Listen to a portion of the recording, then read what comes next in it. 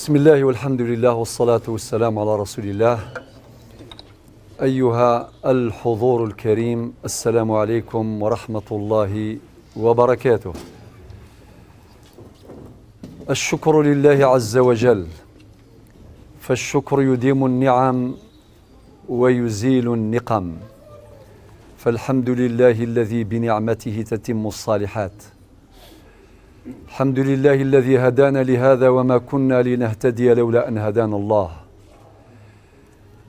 نرفع سوانح العرفان إلى أهل مليانة قاطبة، وإلى ساكنة عين الدفلة قاطبة، وإلى عائلة الشهيد جمال بن إسماعيل رحمه الله على وجه الخصوص، صغارا كبارا رجالا نساء. نسأل الله عز وجل أن يتغمده برحمته الواسعة. نسأل الله أن يجعلهم مع النبيين والصديقين والشهداء والصالحين وحسن أولئك رفيقا. عظم الله أجركم أخي نور الدين، عظم الله أجركم أخي خالد.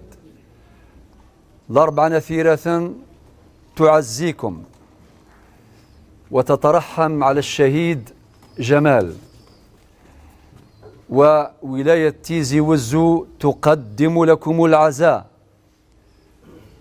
والجزائر تقدم لكم العزاء، بل الجزائر تعزي الجزائر.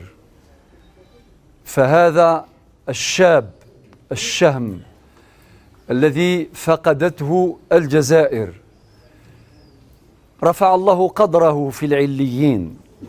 قدر الله أن يجعل دم جمال بن إسماعيل سببا لإطفاء نار الفتنة.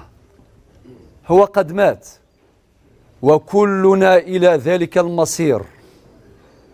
ربنا يقول: واتقوا يوما ترجعون فيه إلى الله، فكلنا راجع إلى الله. واتقوا يوما ترجعون فيه إلى الله ثم توفى كل نفس ما كسبت وهم لا يظلمون. قدر الله أن يجعل دم جمال سببا لإطفاء نار الفتنة في جزائر الشهداء، والجزائر أمانة الشهداء، كلنا مسؤولون. هذه البلدة التاريخية التي نحن فيها الآن مليانة حققت حضورها الفعال عبر تاريخ الجزائر المشرق. لم تكن مليانة غائبة على وجه الإطلاق، سجلت حضورها في تاريخ الجزائر المشرق بأبطالها، وأنتم تعلمون هؤلاء الأبطال آخرهم جمال، بعلمائها بصلحائها، فهم كثر. إذن مليانة دخلت التاريخ وتدخل التاريخ باستمرار. وقدر الله أن يكون جمال من رجالات الجزائر الذين قدموا أرواحهم في سبيل الله والوطن، وكل شيء يهون في سبيل الله والوطن. رحمه الله برحمته الواسعة.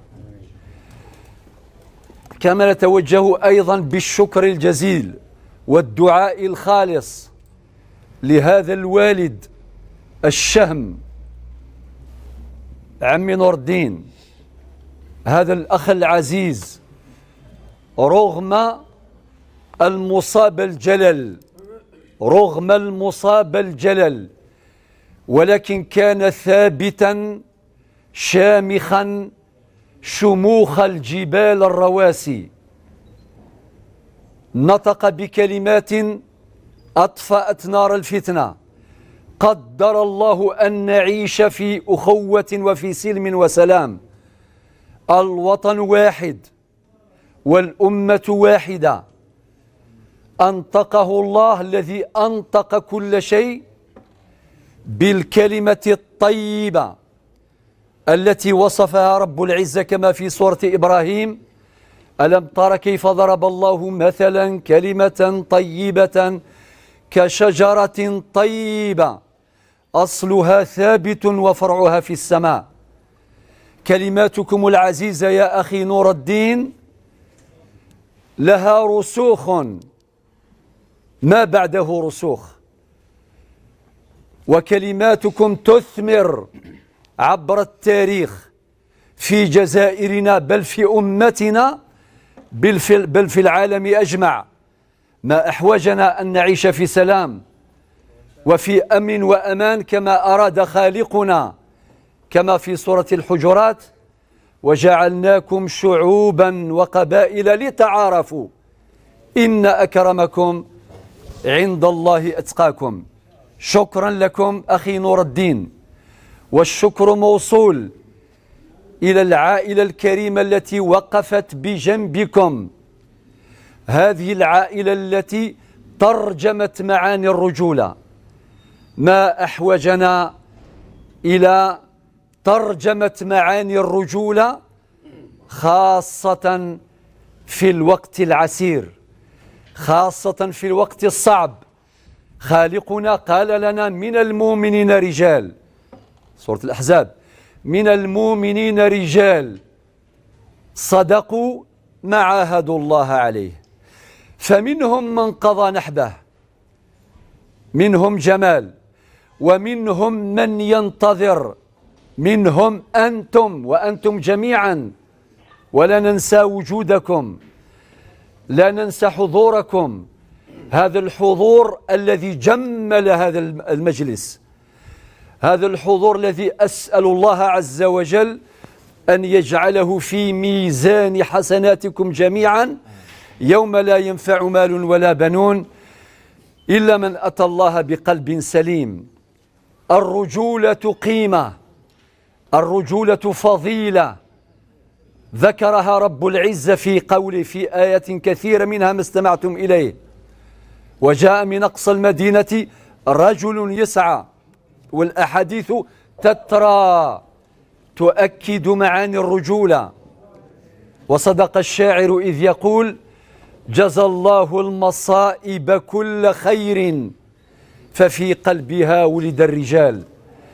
ومن أمثالنا المألوفة عندنا في اللغة القبائلية، وهي لغتكم ولغتنا، والعربية لغتكم ولغتنا، فالعربية اختارها الله عز وجل وعاء لوحيه العزيز.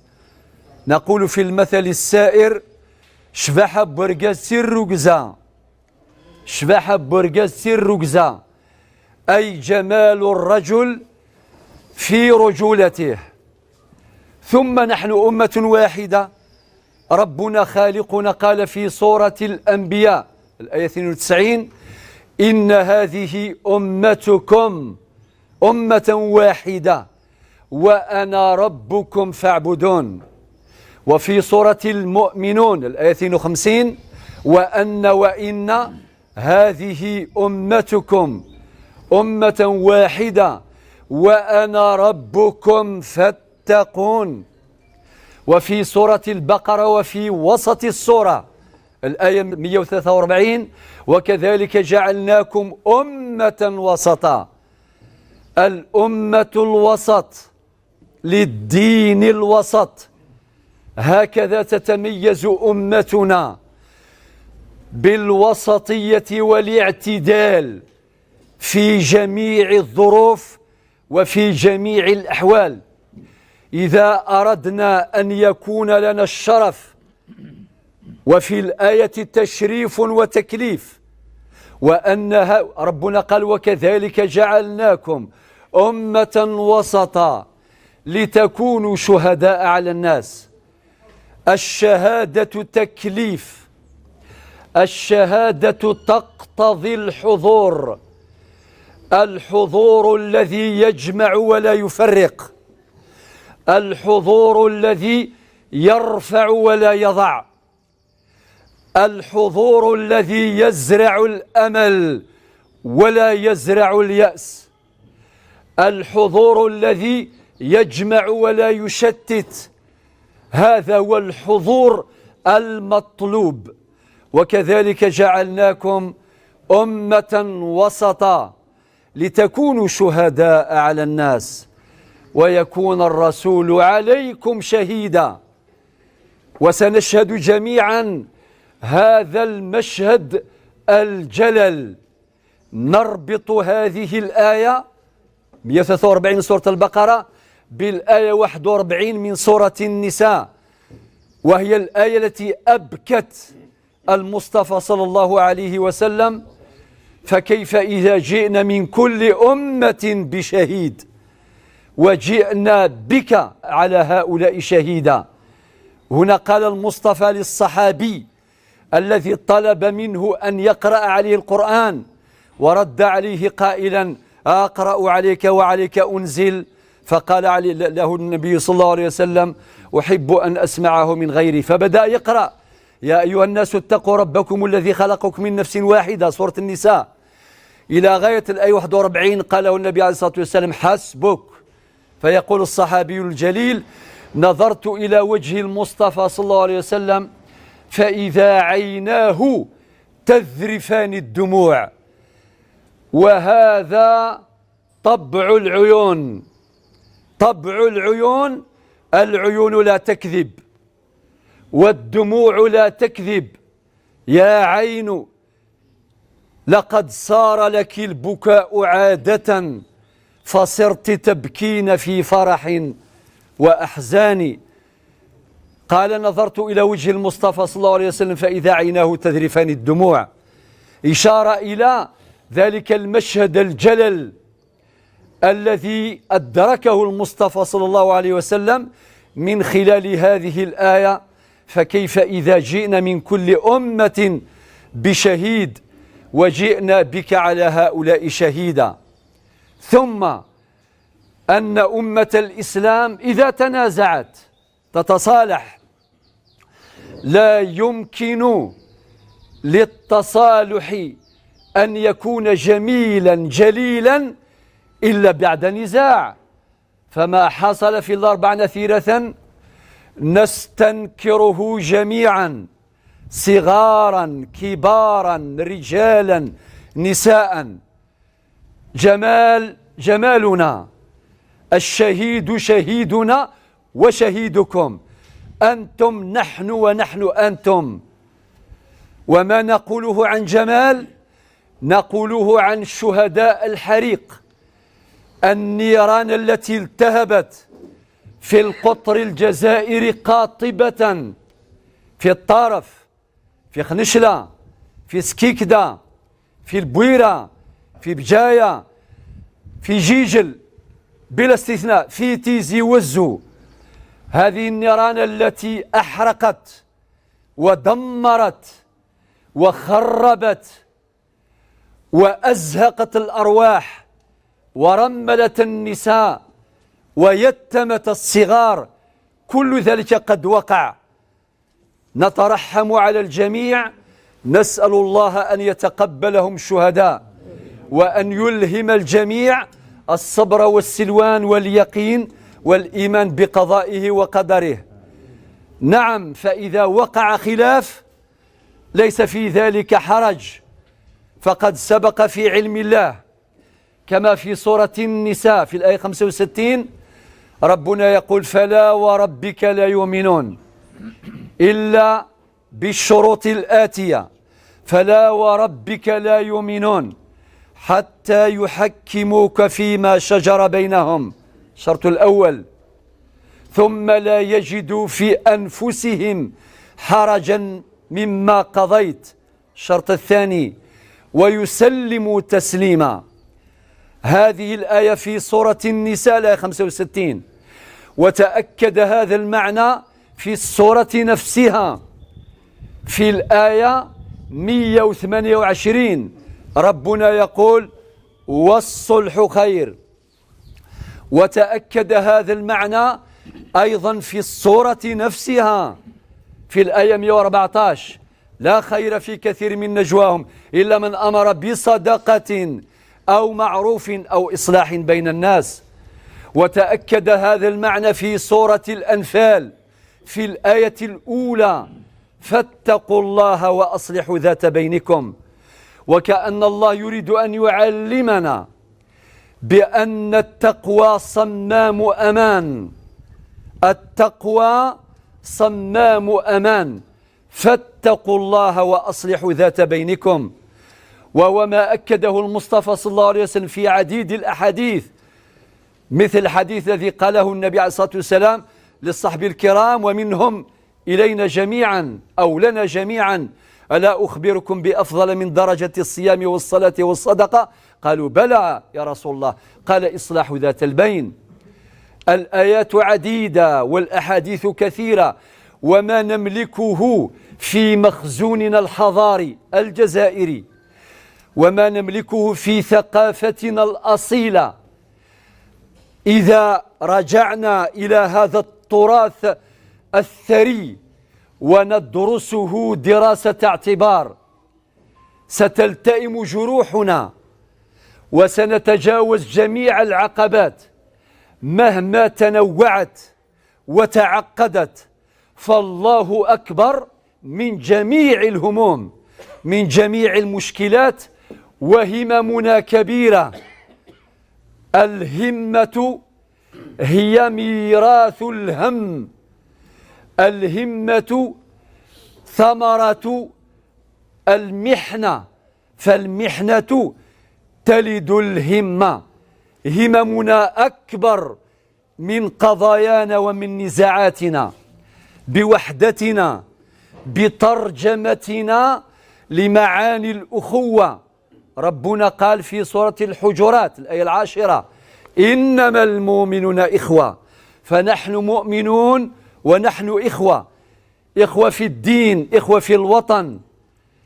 ثم أن هذه الأخوة هي التي تفجر الطاقات الكامنة فينا، كما تفجرت في شعبنا الجزائري العزيز بعدما حصل ما حصل من الحرائق في ولايتنا. هبة تضامنية مجتمعية جميلة، الولايات سجلت حضورها ليل نهار بذلك الدعم الكبير الذي تعلمون. هذا هو المجتمع الجزائري الذي تتفجر فيه طاقات الخير. المحن والأزمات والمشكلات تفجر طاقات الخير. وتمثل المجتمع الجزائري قيمة أخرى لا تقل قيمة عن القيم الأخرى، قيمة التعاون كما في سورة المائدة: وتعاونوا على البر والتقوى ولا تعاونوا على الإثم والعدوان.